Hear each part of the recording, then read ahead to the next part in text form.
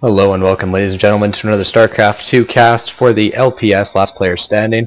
StarCraft 2 Open number 2. My name is Kopo, and today we're going to be watching a best of 3 between sixjaxDDE, spawning as the blue Terran up in the top left-hand corner, and RevDoctor, spawning as the teal Terran in the bottom right-hand corner. Map is GSL Crevasse. I'm sure you guys have heard of it. I'm not going to go into my big long discussion about maps anymore because I'm sure I've done that enough. Well, needless to say, I think everybody knows how this map plays by this point. So we are into the round of 32 in this tournament, so we are dealing with best of 3s now as opposed to the round of 64 best of 1 single elimination format. So now we've kind of weeded out, some of the no-shows and some of the players who weren't so committed. Now we're dealing with more of the players who are really determined to go out there and win the tournament. Obviously everybody's heard of, or for the most part I think everybody's heard of sixjaxDDE. We did cast his round of 64 game, which was a win over Ethereal, I do believe, a Protoss. We basically starved to death. I don't recall doing RevDoctor's game. I believe we may have, but I don't know if that was me or not. Either way, both these players were good enough to obviously to advance through the round of 64 and are now here doing a best of 3 against each other in TVT. TVT is a matchup that's changed actually quite a bit in the past couple of weeks. Obviously, the Koreans, Slayer's clan in particular, brought some new and exciting stuff to MLG, which has essentially switched everything in this matchup. It used to be siege tanks, and who could get siege tanks faster, and who could use their Vikings and their siege tanks more efficiently in the 45-minute games that always tended to happen. Now it seems to be still along the lines of mech, but things like Blue Flame Hellions are starting to pop up. That was the big staple of MLG for the Koreans, and fancy little things like that are switching up the metagame in ways that nobody really could have foreseen. Everybody kind of thought TVT was stuck in a bit of a rut, and Slayers came along to try and fix that. So we do see a standard time barracks dropped by RevDoctor, and I do believe that sixjaxDDE is just going for the 16 command center. I don't believe he actually has a racks, so he's actually just doing a blind command center with no barracks at all, dropping the barracks now obviously because you need one of those at some point to build marines. A simple standard marine coming out here, standard opening by RevDoctor. However, we are seeing sixjaxDDE do the blind fast expansion. No racks, no gas, fast expand. He is dropping the gas now, however, because he's going to need that at some point. Again, fast expansion on this map is quite good, as you have this nice little spot in your base. It does only have 6 mineral patches and 1 geyser, but really it's so easy to take that a lot of players are starting to do just fast expansions on this map just to get that little bit of extra economy. As we do see, RevDoctor throws down his own command center at his natural expansion. Obviously a little bit later than sixjaxDDE, who might be able to take advantage of that, but similar times for both. One just did barracks first, the other one did command center first, but both are going to be on equal footing here in a couple minutes. Just a second gas being dropped for DDE. I do believe no gas has been taken yet for RevDoctor, who's doing a gasless fast expand. We'll expect both those to be taken probably simultaneously within the next couple of seconds, as you do need gas to get really anywhere as Terran, unless you're doing some sort of a mass marine play. Second barracks going down for RevDoctor. He might be intending to put on a little bit of pressure, but I highly doubt it due to that fast expand. Neither player is really in a position right now to put on any pressure, as both decided to drop those early command centers. That's a big, huge use of 400 minerals, which are hard to come by in the early game. So if you're going to commit to that, you're going to be hard-pressed to find minerals for units in the first couple minutes of the game. Factory does go down for sixjaxDDE, who is fully saturated on 2 refineries at this point. Don't believe he's taken his 3rd yet. No, he has not. We do see any refineries. No, still no refineries for RevDoctor. He's still going all minerals all the time. He is building another command center, actually. That's quite surprising. He probably suspects or has scouted, maybe. Let's check that vision. Yeah, he scouted the fact that sixjaxDDE did a very fast command center up to his natural, so he did one in response, as well as also building a 3rd one to hopefully take his full natural base down here, or maybe take this little half base down here. Either way, very, very cool play by RevDoctor. We see him trying to get ahead in the economy, and we'll see how well that works for him. He does have 3 barracks. One is still under construction, but almost completed. So he is going 3 racks, mostly all marine all the time, as we do see gas now finally being taken by RevDoctor. Switch back to all view there just to make sure I don't forget to do that. He does taking gas very, very late, which means he obviously planned to do this, build this second command center from the start. We do see a small force of marines here. He didn't scout any early pressure. Both players are mostly just turtling. sixjaxDDE using this turtle time to get some tech up, while RevDoctor is simply going for the mass expand build.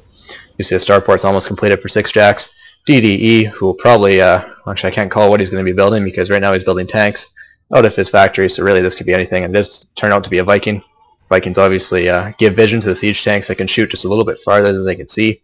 It's like Vikings providing that vision needed to allow them to actually shoot, take advantage of their full range, that is. So both players kind of in a lull here. We haven't seen any pressure yet so far, although we do see that this command center might come in handy. He might not actually land it at an expansion. If he just leaves it there, he could train SCVs and use mules on the mineral patches that he currently has. You see some Marines are trekking across the field, maybe can try to put on a bit of pressure, but I don't see that being very successful. He does have a bunker, and is completely walled off thanks to this destructible debris. The Marines might be able to take some shots at the debris, weaken it for a later time, but he is going to scout that there is no third base taken yet, unless it's a hidden one, but really this is quite early for a third base anyways, and RevDoctor seems to be the only one that I've ever seen, that decides he's going to build a command center so early. It's very, very greedy play and could be punished by DDE. One Marine tries to sneak up the ramp there and gets promptly silenced by that bunker, but these Marines are going to pick off this destructible debris quite easily, I'd say, and this will make a huge hole in the wall off. It's unfortunate for DDE, but he doesn't really have a whole lot to defend this. Viking landed to provide a bit of additional support, but if these Marines charge up here, they're basically going to be dead. Siege mode's not quite completed yet for DDE, actually. He is still only about a third done it. Siege tank's going to push down and maybe do a bit of damage, trying to bait these Marines up the ramp, and that's not happening, nothing doing there. This command center's still back in the base, not having landed at an expansion yet. These Marines are going to realize that's a futile effort, and they're going to turn around and go home by the looks of it. Second bunker being built back here. Scan goes down on sixjaxDDE's base. Obviously, RevDoctor was unable to get any scouting, so he's going to scan just to see exactly what the choices are. He sees no add-on on the starport, which means that obviously it's Vikings or Medvacs. You might suspect that this reactor might be switched over. We do see a third command center being built for DDE, who is obviously gearing up to take a third base. We will hopefully see this orbital command lifted down at some point. Two more barracks are in production for RevDoctor, who's obviously going mass Marine play. Again, like I said, that's something that's quite easy to do when you take your gas so late.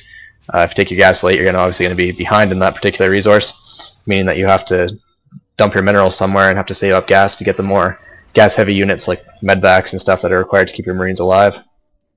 Although RevDoctor does have full map control, he has moved out and has been able to secure all Zelnaga towers, I do believe, with his little Marines being very mobile, and are actually pretty easy to just throw away. I mean, having one Marine get killed at a Zelnaga tower is definitely worth it for the amount of time you might be able to hold this tower for.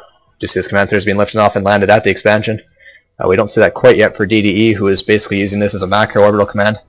Something we've seen more often in recent games is that idea of an orbital command in the base, used simply to train additional SCVs and mules until you feel safe to successfully move out and secure an expansion. You see the mass exodus of SCVs here starting to mine from the third base, as we just see that these bases are starting to get maybe a little bit low. This one's actually not too bad. RevDoctor's done a pretty decent job of saturating both bases and making sure that none of them run out too quickly. You see this command center is about to land. Both players taking a third at roughly the same time, even though RevDoctor had his orbital command up so much earlier. The supply counts are actually very, very different. With the amount of time that DDE spent doing tech, he had a hard time actually pumping out units, and supply-wise, that's allowed RevDoctor to be mainly ahead by quite a bit. But his supply is used up in things like Marines, which are easily killed by things like siege tanks. So although DDE is behind in supply, he does have what could be considered the more useful supply, arguably. I mean, if he has those tanks sieged up in proper position, he can rain down damage on those Marines and equalize the supply very quickly. So SCV is going to move in and scout the fact that the third base has been taken by RevDoctor. He's going to stem a couple units up there to take out the scout and not let it gain any additional information.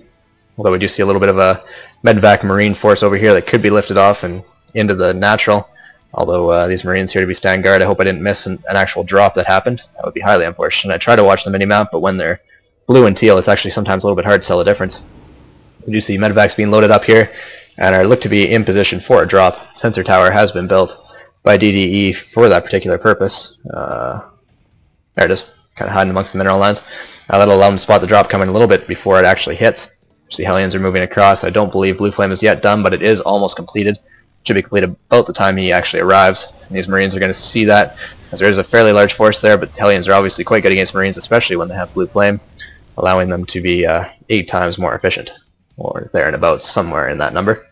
RevDoctor again is successfully out-macroing his opponent. The supply count is quite scary. Again, the supply for DDE might be a little bit more useful in terms of siege tanks versus Marines, but that's debatable. Medvacs are going to see that this sensor tower has vision all the way around here, and they're going to try and skirt the edges of it, only going in at the last second, maybe trying to do a bit of a drop on the production facilities. Hellions are going to sit here. Not going to take the tower because that'd be too useful. Medvacs have now been spotted by DDE. Is he going to take any action? Hopefully he sees them and mobilizes his force accordingly. He's going to try and get back in the base and try and protect from these Medvacs that are trying to swoop in. At the same time, I don't believe we've seen any action down here. No, it looks like we got missile turrets defending quite well against any sort of medvac drops that could occur. These medvacs might be forced to turn around and go back home thanks to that sensor tower. Another sensor tower has been planted at the third base. DDE using a very useful and yet very or rarely used structure by the Terran, which is a sensor tower. Most Terrans don't think to build them, but actually, even though they reveal their radius to both players, they're still an incredibly useful tool. If the player's not alert and manages to let a drop streak in there, you can see it and react accordingly. Although the supplies are very different, RevDoctor is getting close to being supply capped. He's going to have to move out with this massive force of Marines and Marauders. They are only 1-0. He hasn't taken this time to get mad upgrades, although he will likely be approaching his enemy at about the time that his one armor finishes. His Hellions are going to scout. There's a bit of a force moving out here, maybe do a bit of damage to the Marines, but probably not enough to make them useful. It does manage to melt a couple of Marines. No stim yet. He's trying to bait a stim, but he's not quite doing that. This Blue Flame is actually doing quite well against the Marines. He does bait a bit of a stim. Some units sprint forward, but obviously are still unable to catch Hellions. These tanks are going to siege up and be able to rain down damage. He doesn't want to move into that tank line at all. This Marauder does manage to scout that there is a tank line set up, and hopefully he doesn't decide to move in there, and that's exactly what it looks like he decided to do with a lot of those units. He did absolutely no damage with that, and that was a very, very poor decision to engage in that situation. That basically equalized the supplies single-handedly right there by moving his units right into that line. We're going to see drops that are going to try and just make the tanks destroy themselves. Dropping one Marine and having tanks do splash damage on themselves is actually a very effective technique. This is doing a very good job of very, very nice play by RevDoctor, who did lose most of his units, but at the same time was able to kill a significant amount of siege tanks. Now we'll be able to sit back and hopefully remax an army fairly fast thanks to those barracks that he has operational. I do believe he is sitting on probably, what do we got here? 1, 2, 3, 7 barracks from what I can see in that little section. Anyways, siege tanks and Hellions moving out for DDE. A small force of Marine tank is moving out for RevDoctor. These tanks are going to be able to blast from the high ground. RevDoctor is forced to retreat. Increasingly mobile, or I shouldn't say mobile, but increasingly moving mech army here by DDE is going to get threateningly close to Doctor's third base. He has not yet taken a fourth, whereas DDE has. Securing it with Planetary Fortress. Just a small little base, so nothing too special. And here comes a drop in from 3 medvacs, able to be cleaned up by this Hellions, who did spot it on the sensor tower's range. That did very little damage actually thanks to Planetary Fortress. He did manage to get 3 kills out of that. Vikings are going to be able to chase down these medvacs and probably kill them if I was to hazard a guess. 4 Marine contingent here. We're still dealing with a bit of a situation here. Medvacs are going to come in and try and drop on the tank line again. Same situation we had before. Actually, this will do a very, very good job of killing the tanks. All the supplies are now heavily starting to go in DDE's favor. That did not do nearly enough damage, those dropping there, and this is a massive Hellion force. He'll be able to successfully roast a lot of workers and a lot of Marines, because Hellions are basically the hard counter to Marines. And there's the GG by RevDoctor. He had the very early macro lead and was able to gain an early game advantage through that, but he basically gave it away in that one engagement where he ran a whole bunch of Marines and tanks into that big tank line of DDE, which managed to turn the tide of the game. So this is game 1 of the best of 3, guys. We'll be bringing you game 2 very, very shortly. Hopefully you guys are enjoying the cast for the last player standing StarCraft 2 Open number 2, round of 32 best of 3s, and I will see you guys later.